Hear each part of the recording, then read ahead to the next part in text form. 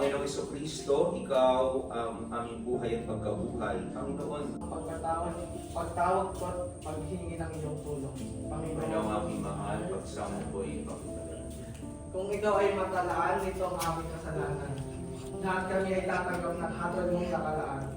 Ako pong nais ipaabot ng aming taus-pusong pakikiramay sa lahat ng masama. Mahal sa buhay, Daddy Ruben, inyong tawagin.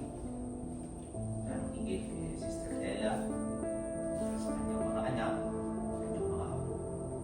Kalaki po nitong palagian nating panalangin sa kapayapaan ng kanyang kaluluwa at sa inyong lahat na nagmamahal sa kanya. Ang dalangin natin ay katatagan ng loob at patuloy na pag-asa sa ating paglalakbay sa buhay na ito. Nabubuhay ang ating inaalala. Pero kung tutuusin, nananatili siya sa atin. Bakit? Kasi bahagi tayo ng kanyang bunga. Bahagi tayo ng kanyang mga anak. Hindi lang yung kanyang mga anak, nakikwento ni Lia.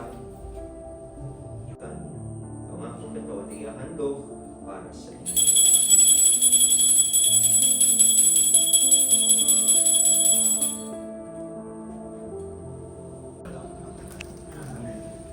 Basahin po natin ngayon ang sinayos na ibingan ng ating kapatid.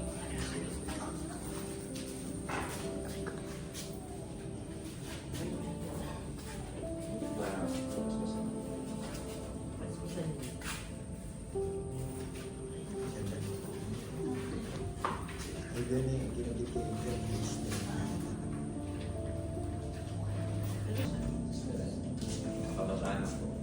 Sino